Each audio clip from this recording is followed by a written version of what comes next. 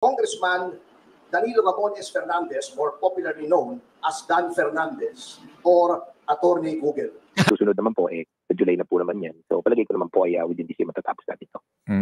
Opo. Sige po. So kami po aantabay dito po sa hearing na ito at kung sakasakali man, kami po muling iistorbo sa inyo para po makakuha ng informasyon as you go along dito po sa inyong hearing na ito. Kumbaga we would like to give it the presumption of regularity, itong inyong gagawin na hearing na ito at magbabantay po kami, Congressman. Tandaan niyo po, Kate, hindi po natin gagamitin itong comedy to if na para balikan po yung mga vloggers na tumitira po sa atin. Karapatan po nila yan. Kami din, tinitira din namin sila sa... kita mo, inamin mo na. Ulitin natin bakit ganun? Bakit pa kayo magpapatawag kung tinitira nyo naman pala mga vloggers? Huwag mo akong papupuntahin kong wag, dahil marami akong masasabi na mga kalabisan, na mga kasama nyo dyan. Hindi pa ako nakakapag-umpisa kong. Dahil aminado naman kayo, kalabisan din yung ginagawa ng ibang kasama nyo dyan. Kalabisan. Well, I will guarantee you na dahil ito po ay isang pagtalakay ng isang may national importance para po sa atin to, para po sa ating bayan, kailangan namin ng mga opinion mula po sa mga experts kagaya ninyo, pagdating sa journalism, pagdating sa experience, kailangan po natin yan. Dahil kami po, hanggang paggawa lang kami ng batas, kami po ay dapat giyahan o gabayan nitong mga expert dito sa industriya. Oo, simple-simple lang kung in much the same way as, we would want people to respect us. Ganun din sana yung ginagawad nating respeto sa ating kapwa. Yung ibang kasama nyo talaga,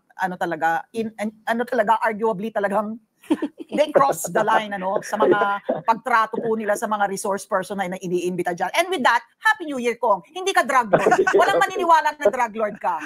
Very... Yes. Magandang hapon muli sa ating mga kasama. Nandito naman si Kuya Goods, nagbabalik. At syempre, kung di ka pa nakasubscribe sa ating channel, pa-subscribe na lang po at hit mo na rin yung bell para lagi kang updated sa ating mga video. Hala. Nakakatawa mga kasama. Bigla akong napapatawa dito sa mga patolang, mga bakulaw. Alam nyo, dito nyo makikita na talagang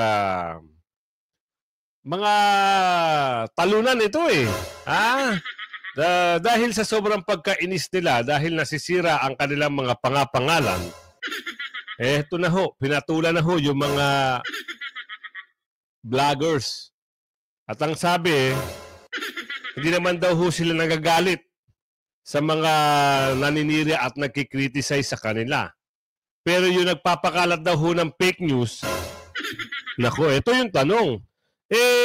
Ano ba yung fake news na pinapakalat at sino-sino ba ito? Kasi ang ating kababayan, maski ang mga media, kung sila ay sagutin, parang matutumbok mo Dahil galit na sa kanila ang tao. Ito naman, gumagawa na sila ng paan para mabusalan. Ang sabi ni Aling Midred, Kuya Goods, para mabusalan lang ang mga vlogger, kaya ginagawa nila yan. Pero, meron magtatanggol daw kanino. Ayan, kung kilala nyo si Attorney Mark Tolentino, siya po ay isang abogado na willing magtanggol sa mga vloggers na papatawag na itong mga mababait daw.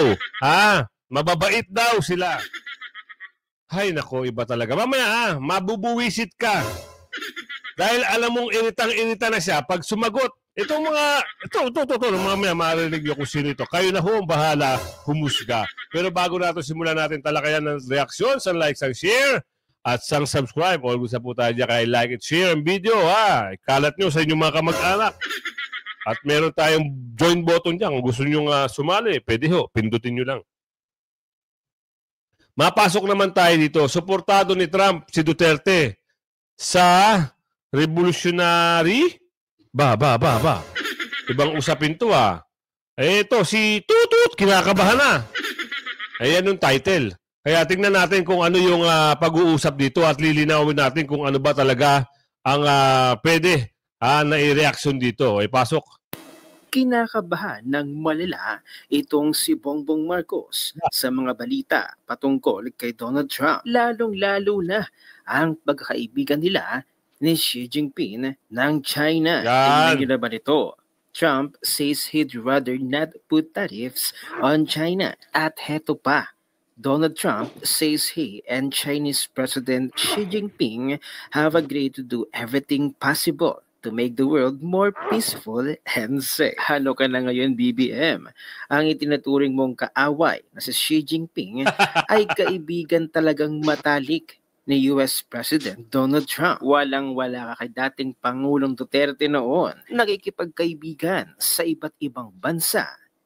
An open letter to our future leaders of a revolutionary government. Dear President Rodrigo Duterte and leaders who will guide us, the Filipino people stand at a crossroads. Our nation, once filled with promise, has been repeatedly betrayed by a system that no longer serves its people. Corruption runs deep in our institutions. Yan. Justice has been silenced, and our sovereignty is being compromised. It is clear that the time for incremental reform has passed. What we need now is a revolutionary government, one that will dismantle the old system, restore justice, and build a nation that truly works for its people. We have a broken system. Our Congress, instead of protecting the Filipino people, has become a den of self-serving politicians living luxurious lives while millions go hungry. Our judiciary, meant to uphold justice, has been rendered powerless against systemic abuses. The military and police, once the guardians of the people, have been used as instruments of political survival and repression. Even worse, the Constitution, which should protect our rights, is being blatantly disregarded. EDCA sites now litter our homeland, dragging us into potential conflicts that are not ours to fight. Rumors suggest that the RUG lords, shielded by corrupt officials, thrive at the expense of our future and our resources, gold reserves, PhilHealth funds, Maharlika funds, flood control budgets are being squandered, stolen, or mismanaged. Yon, kita nyo? Magaling ito eh. Oh, ano ba nangyari sa nabanggit? Wala na. O gold, reserve gold, ubos, yung PhilHealth fund, tinapyas, at ngayon, siniro subsidy, ano pa ba? Yung flood control project, nagkawandang-windang. Di ba? Alin ba ang fake news doon sa sinasabi? At bakit ipapatawag yung mga vlogger? Tanong natin kay Manong Ted. Baka na alam niya at kay DJ Chacha.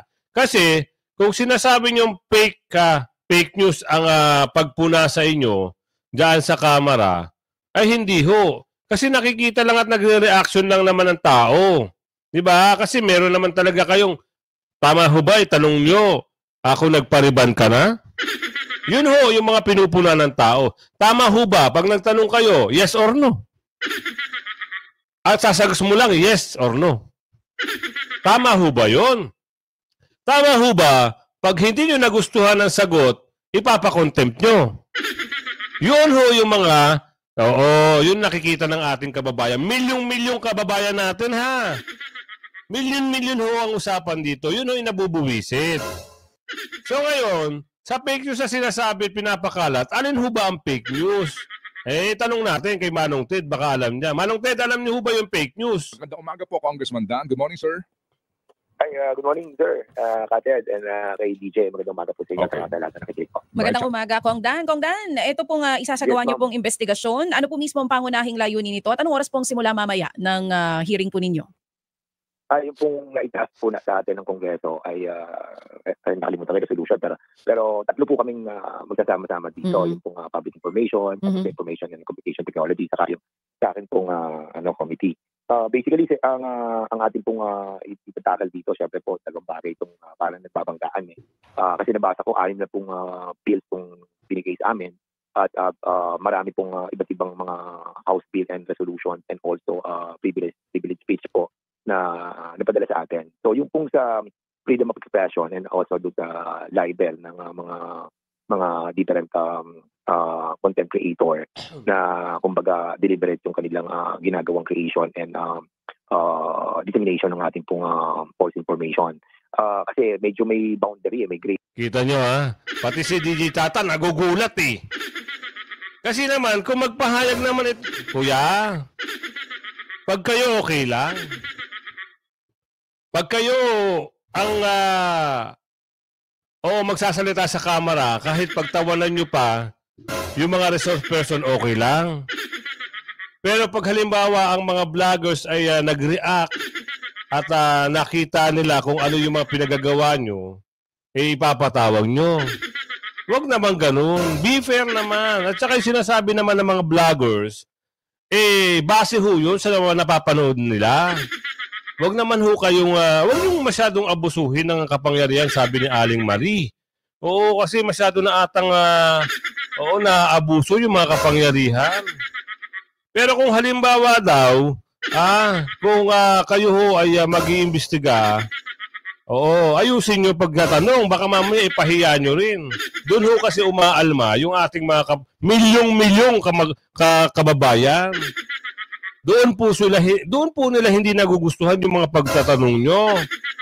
Kung paano nyo tratuhin dyan sa kamera yung mga pinatawag nyo. Kahit hindi ho kayo husgado, nagpipiling-piling kayo. Ang usapin kasi magbabalangkas lang ho kayo ng batas.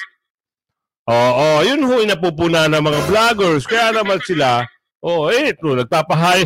Hindi naman ho talaga, wala namang peke kasi reaction nga Ano bang peke doon?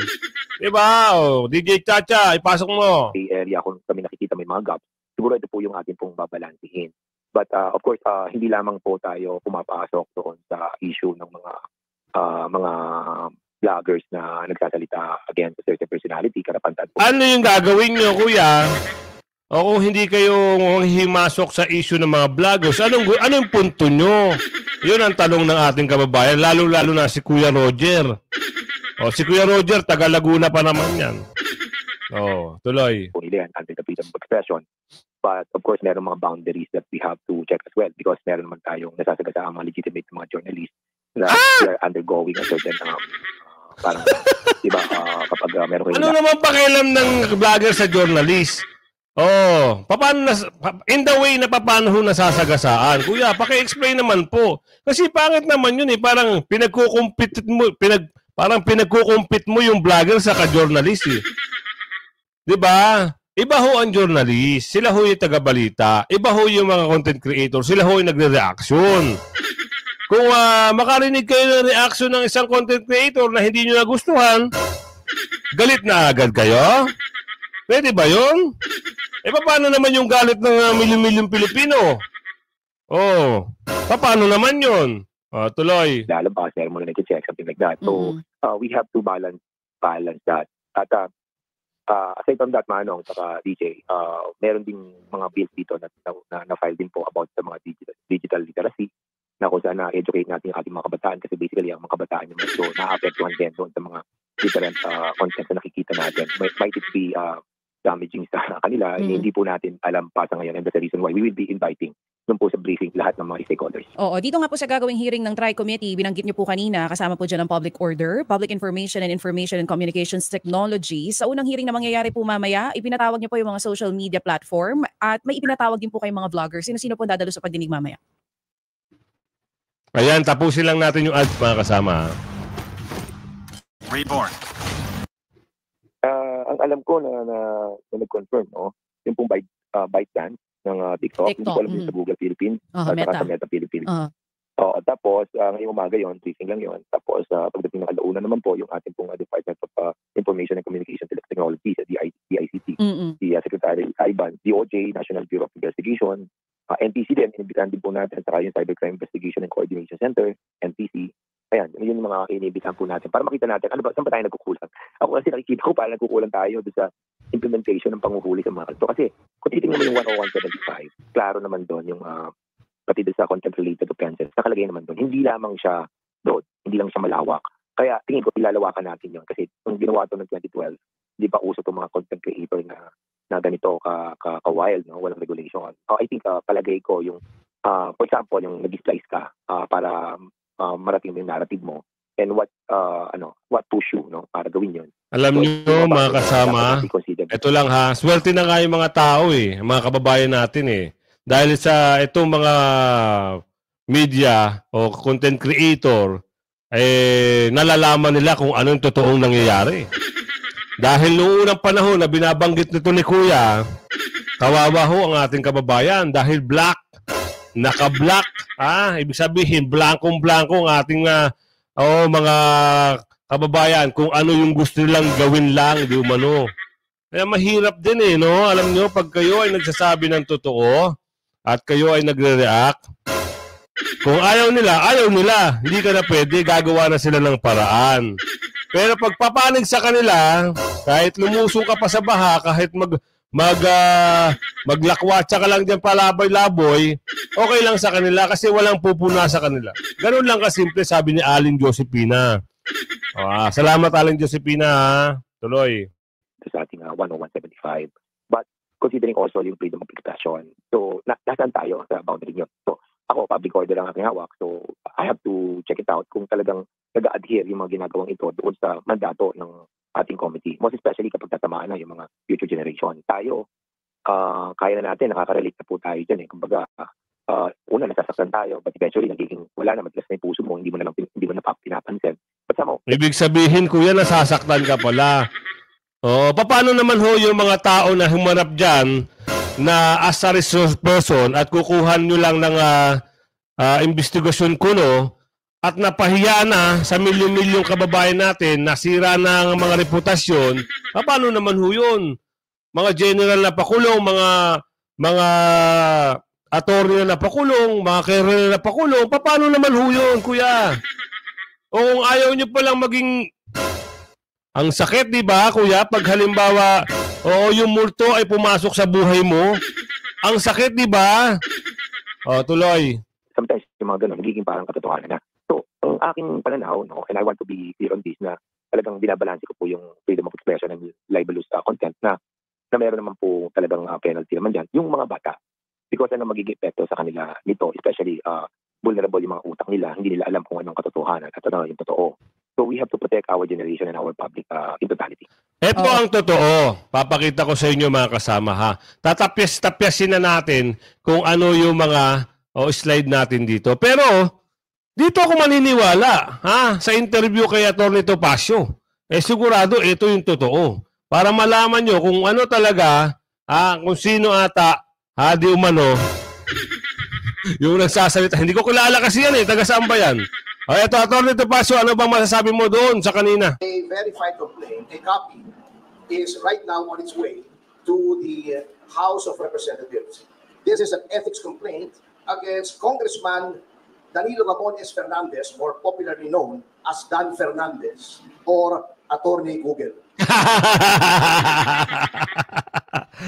Ayan na mga kasama, kinasuhan na na maghahain ng ethics complaint. Hindi kasuhan maghahain. Ano ba tama? Ano bang termino doon? Atty. Topacio maghahain ng ethics complaint versus, kayo na magbanggit ng pangalan kung sino yan. Tuloy natin. Ang pangalan na, Mr. Tuloy. Anyway, this is for certain conduct unbecoming of a member of parliament, unparliamentary conduct, which were committed during the hearings of the Quadcom. I will just give you the general details. Anyway, I will be leaving this copy for you. And those who wish for soft copies, I will viber to you later immediately a soft copy. If you recall, noon pong nililitis o dinidinig yung tungkol sa mga pogo, kinatawan ko po roon.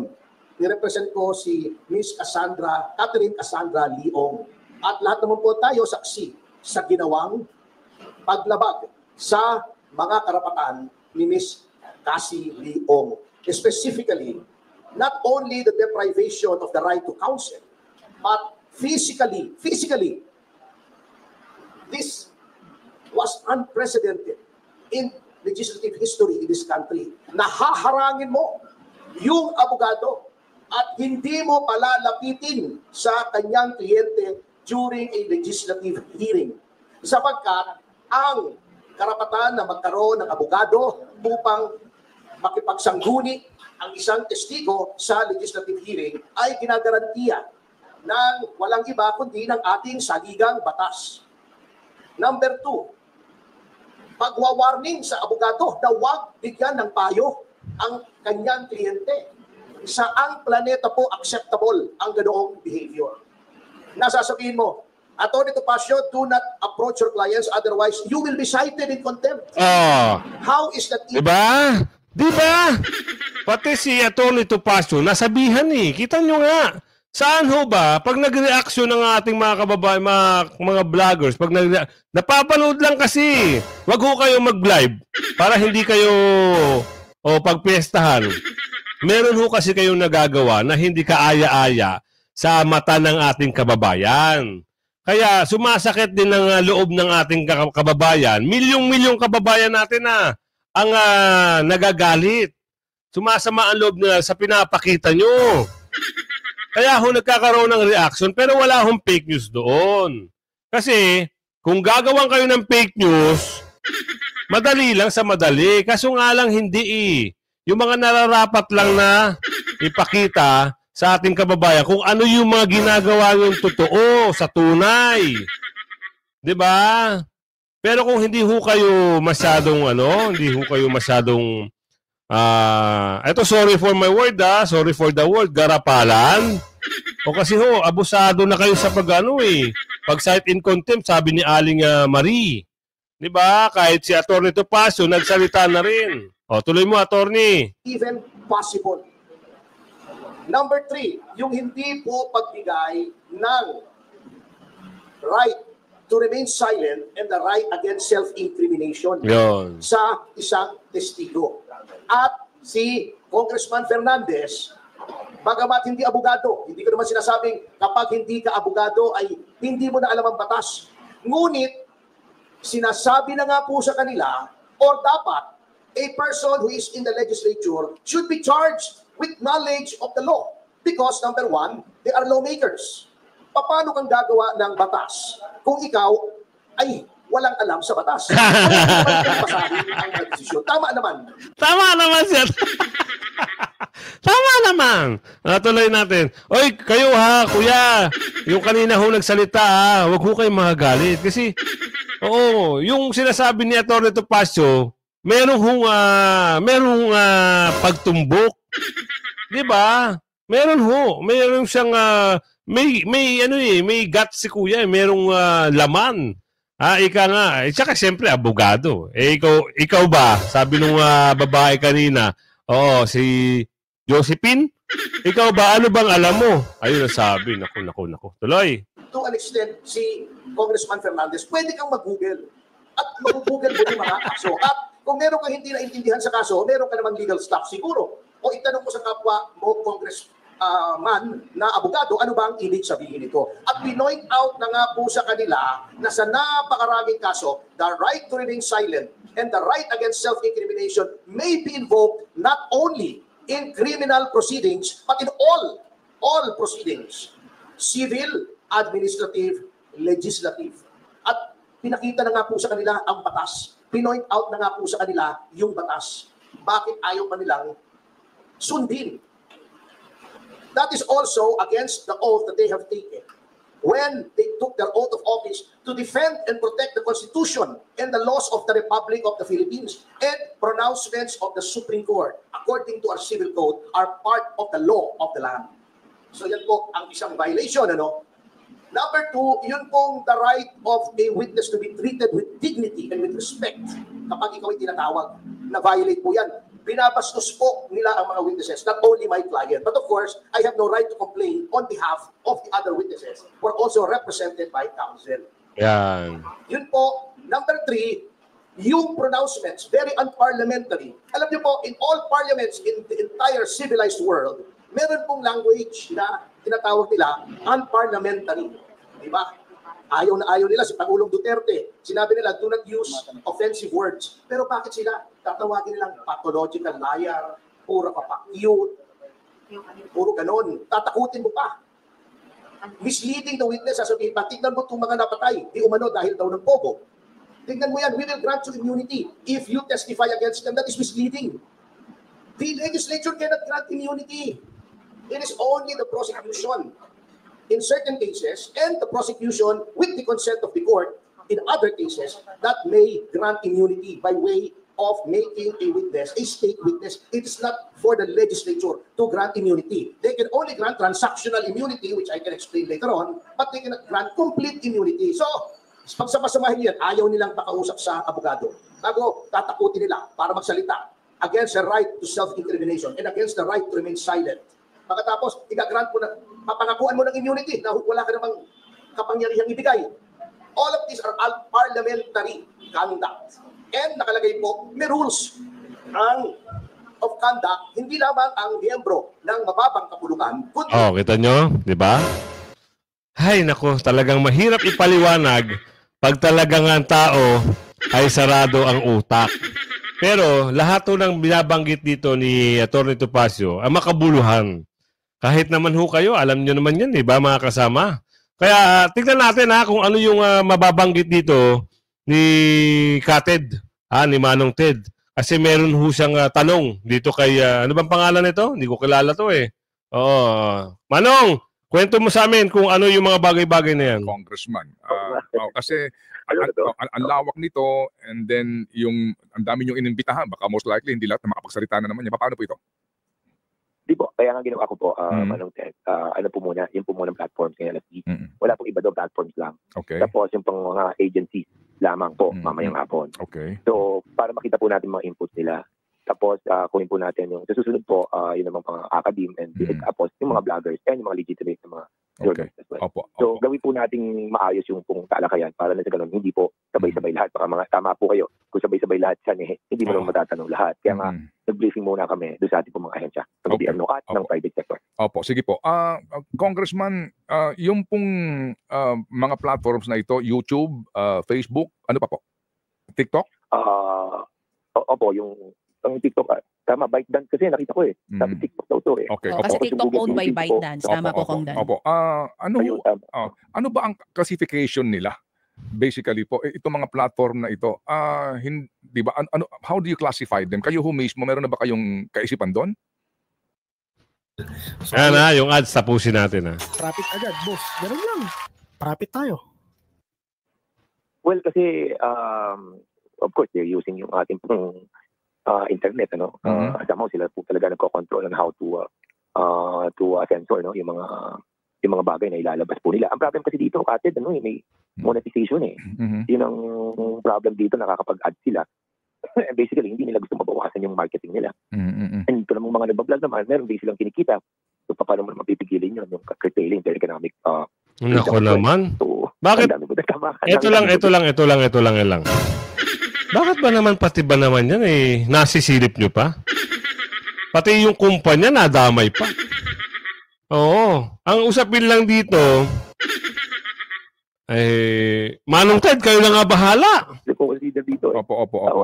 Ako kaya nga, ang sabi ko dito, pati nga yung naalala ko, pero yung artificial intelligence, yung deepfake, yung mga sinasabi po nila, na yun din yung isa sa mga gusto nilang kasi may mga AI rin naging comment. So, paano mo kukontrolin yun? Mismo, yung mga platform na yun, sila nag-i-introduce po nun. So, mahirap to, Kated, but of course, we need to start somewhere. Ako, tingin ko, yun ang gawin po natin.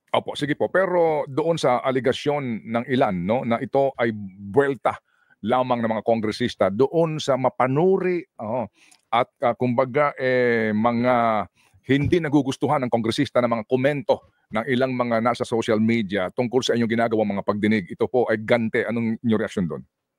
Ako hindi ako papayag doon, Kated. Kasi lahat naman po tayo two-way po yan Kung bumabati ko sila, bumabati ko din po naman kami. Nagsasalita din kami agad sa kanila. Ganun din po sila. So I think hindi po ako sa akin, personally, ako mag-share niyan, hindi ko naman po papayagan yun. And that's the reason why sinasabi ko po nga po sa inyo, meron po tayong dapat mga gaps na dapat na napagtamain mabigat po, tama kayo. Talagang mabigat. Talagang yung freedom of expression kasi talagang ultimate yun merong libel alam mo yung sa nakita ko pa dito, Kated, merong nag-file Doon sa 10175, sinasabi nila that during the time ng 15th Congress, sa bicameral, na ipasok yung libel. Supposedly, doon sa mother bill, wala yung libel, na ipasok doon. So, yun yung gusto kong intindihin Kasi nga sabi ko, parang, parang kailangan bisisiin ito kung totoo ito. So, yun, isi-check ko rin po. Kasi nga, they wanted to remove the cyber libel doon po sa 10175. doon sa freedom of speech. But again, babalik po tayo doon sa committee ko na safeguarding the public order. So, yung guarantee na ating pong mga kabataan na kailangan maganda rin nakikita nila mga content. Okay, sir, Congressman, hanggang Feb 7 na lang ang inyo pong plenary session. Ang balik niyo po sa Hunyo na. Do you have time to handle these committee hearings and Ted, teka lang. Ang tanong, makakabalik pa ba? Meron pa bang pwesto? Baka talagang wala na, Kuya Ted. Yan ang tanong ni Aling Maria. Tayo nagbabasa lang ng comment dito. Tuloy. corresponding approval of your proposed measures, Congressman? Yun ang problem po, Ted. Sa totoo lang, pag nag-start na po yan sa March 27, medyo maihinto na yan. Ako, especially sa akin po. Kanya, tumatakbo din po ako. Probably itong po February, pwede pa po yan. Even mag-break po tayo sa February, we can still held mga hearings. And after which, kapag natapos na po yung election sa May, meron po tayong pabalik po tayo sa Kongreso, meron po tayong mga 2 weeks. Pwede naman po natin i-hearing as well. But of course, yun na nga, tingin ko kung bibigyan ng atensyon na ngayon, tapos kasi Wednesday wala na rin po next week 3 days na lang. Sa February kung makakapag-hearing tayo ng 2-3, siguro most likely kaya. Tayo pagbabalik po natin after election, baka sakali pwede pa. Okay, sige po. Pero you have to have a counterpart measure in the Senate. Kung wala din po yun, para kay itong inyong hearing na po ito, kung sakasakali po, will this be... Exactly po yan. Go ahead. Nakikita ko naman po dyan, sir, TJ, I think na-start na po natin yung preliminary and siguro most likely yung mga susunod ng mga congressman, they will follow through with this TRICOM. At nakikita ko naman po na sa susunod naman po, sa July na po naman yan. So palagay ko naman po ay within this year matatapos natin ito.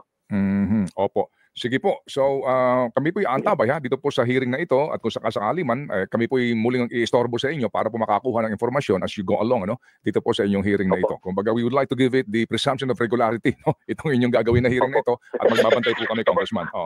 Tandaan niyo po, Kate, hindi po natin gagamitin itong committee to ATF na para balikan po yung mga vloggers na tumitira po sa atin. Karapatan po nila yan. Kami din, tinitira din namin sila sa... Kita mo, inamin mo na. Ulitin natin bakit ganun? Bakit pa kayo magpapatawag kung tinitira nyo naman pala mga vloggers? Tuloy liwanagin natin Liwanagin natin, malinaw sa malinaw. Mga vloggers na tumitira po sa atin. Karapatan po nila yan. Kami din, tinitira din namin sila sa mga, namin. Bakit lang yan? Tapos, I think the best answer sa ganyan isipin po na lang siguro natin yung mga future generation. Ano magiging dating po sa kanilang mga ginagawa natin lahat. Kailangan po. Diba? Alam na. Kaya mas maganda sa malinaw. Ito pa.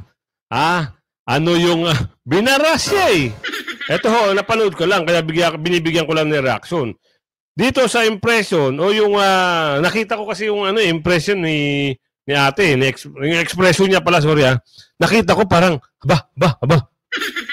Tignan natin kung ano yung meron dito. Maganda sa malinaw tayo nagbabase tayo sa video at kung ano yung mga nilalaman ng video. Hindi yung puro ngaw-ngaw. Tapos magpapatawag. Ito, pasok mo, te. Yan. 61% sa mga na-survey, aprobado po yung ginagawa ng Quad Committee. So ito naman yung extreme is yung on the other end nga of the spectrum, kung ito nirereklamo nyo yung mga bumabati ko sa inyo, meron naman, ang majority naman, 61% approve of what you're doing. Let me be clear, Ali, hindi kami nagrereklamo sa bumabati ko sa amin. Ang nirereklamo po natin, kasama ng milyon... Hindi kami, kayo lang. Anong natin? Kuya, wag mo kami damay. Kayo lang, ha?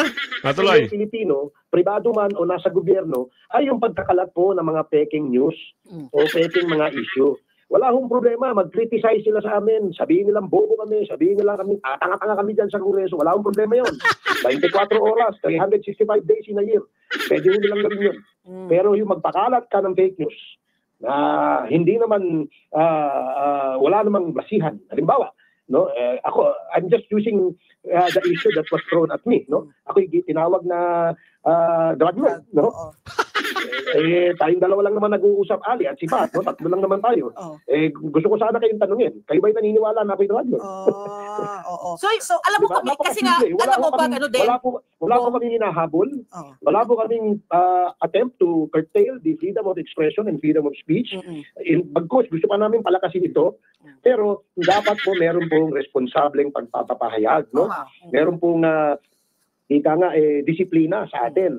Huwag po natin ituro sa mga kabataan yung mga pagmumura, pambabastos, dahil alam po natin yung mga anak at mga apo natin meron pong access sa social media. Ngayon, kung kayo ipapayag na matuto sila ng mga pagmumura at pagkakalat ng fake news, doon po natin ipakita dyan sa hearing na yan.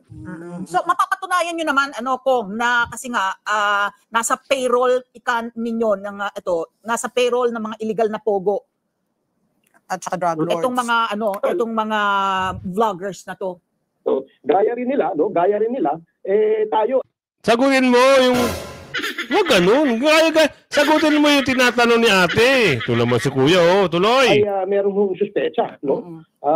Bakit ang aming basihan dito, suspect lang pala. Hindi naman po siguro masipag na ito ay gumawa ng mga content para makapanirang puri kung wala pong nasa likuran nila o nagbabayad sa kanila.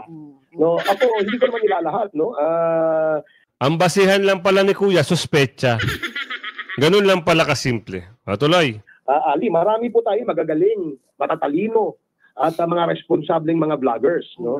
Nakakalungkot lang ay meron pong nakakasingit dahil nga po walang regulasyon, wala hong limitasyon, may nakakasingit na mga bugok diyan, no? Just like the perfect analogy of a basket full of eggs. Meron pong mga bulok, no? Yung mga wala hong utak, yung wala hong ginawa kundi gumawa lang ng pera. Meron nga diyan dating TV anchor kita nyo, nagbanggit pa siya. Kahit hindi kasama sa usapin Ay, talaga naman. Hindi ko alam, laos na siguro. Wala akong ginawa ito, kundi sumakay sa issue para magkaroon ng content, no? Siguro nababayaran yung kanyang mga content. Pero nakakalimutan niya siguro kung ano yung sinasabing responsible journalism. Nakakalimutan niya siguro yung sinasabing truth in journalism, no? So, dapat mapa-remind ulit ito mga nag-iba na talaga ang landscape dahil sa sa social media, no? Because of the social media. I was going to ask nga, are you going to go as far as like what do you call this, banning? Like, di ba ang Meta, nagsabi na sila, wala na, tatanggalin na nila yung pag-vet na yan. Di ba? Yun ang kinakatakutan ng mga nasa Amerika. Hindi naman siguro kami aabot sa ganun dahil nga ang amin lamang layunin ay magkaroon ng disiplina, magkaroon ng regulasyon, magkaroon ng pamantayan, no? Itong mga pagbablog. Kasi for all we know, baka bukas wala na akong trabaho, baka ma-vlogging na rin mo ako. Alam mo, dalawa ko, parang yung gusto mong mangyari, parang talagang yan, lubhang napakahirap. Kasi there will always be yung sinasabi ninyo na merong dating journalist. Kasi any Tom, Dick and Harry now lahat ngayon may handle Lahat na lang may gustong sabihin. At binibigyan sila ng plataforma to express what they want to say. Kaya tatayo ang pangalan mo Maniniwala ba kami, kamo, kung na-drug lord ka? Tatayo ang pangalan mo. In the end, it's really your credibility, your integrity. Paniniwalaan ba ng mga tao yung pinagsasabi nitong tao na to na allegation, let's say, against you? I think ang kampanya, ang thrust should be educating everyone to be more discerning so that you can separate the chaff from the grain. That is exactly what we want to achieve here. Di ba? Taliwas doon sa iniisip ng iba na pinipigilan natin yung kanilang malayang pamamahayag. No, hindi ho ganoon. Ang sinasabi ng fake news, kaya nga tinitwist nila Di ba? Pagka yung interview mo halimbawa sa isang kaya yung interview nyo sa akin, i-splice nila ito. I'll bet you 1,000% they will do this. They will splice this, no? And they will only play yung mga gusto lang nilang marinig na ikasisira natin. No?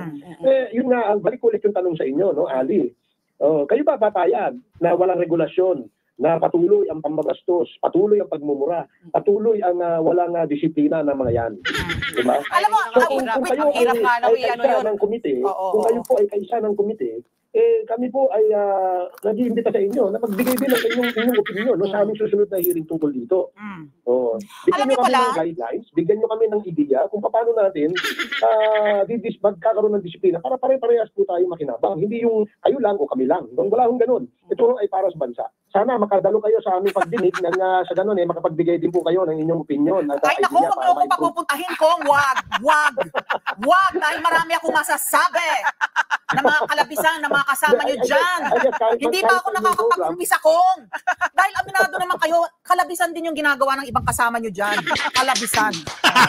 Well, I will guarantee you na dahil ito po ay isang pagtalakay ng isang may national importance para po sa atin to, para po sa ating bayan, kailangan namin ang mga opinion mula po sa mga experts kagaya ninyo, no? Pagdating sa journalism, pagdating sa experience, kailangan po natin yan. Dahil kami po, hanggang paggawa lang po kami ng batas, kami po ay dapat giyahan o gabayan nitong mga experts dito sa industriya. Oo, simple-simple lang kung in much the same way as, you know, we would want people to respect us. Ganun din sana yung ginagawad nating respeto sa ating kapwa. Yung ibang kasama nyo talaga, arguably talagang they cross the line sa mga pagtrato po nila sa mga resource person na iniimbita dyan. And with that, Happy New Year, Kong. Hindi ka drug lord. Walang maniniwala na drug lord ka. Very... sakit! Sabi ni Aling Marie, ang sakit! Diba? Sipin nyo Ay, nagsalita si Ate. Happy New Year! Yun na lang Ay, kung nakita niyo yung mata ni... Bilib ako dito sa tapang ni ate. Talaga. Proud. Kakala natin Ay, wag na tayo magsalita ng ano pa. Wag na natin dagdagan. Nakita niyo naman yung reaction ni ate. Tsaka yung ang tawag doon, yung salita niya. Merong malaman ho yun kung iintindihin nyo lang Pero kung bobo ka at pumapanig ka sa alam mo ng mali, hindi mo maliliwanagan, hindi mo maintindihan kung ano yung sinabi ni ate. Hanggang sa muli kung hindi ka pa nakasubscribe, mag-subscribe na. Mag-subscribe ka na. Huwag kang mahuli sa mga balita at reaksyon ng bayan Bye-bye!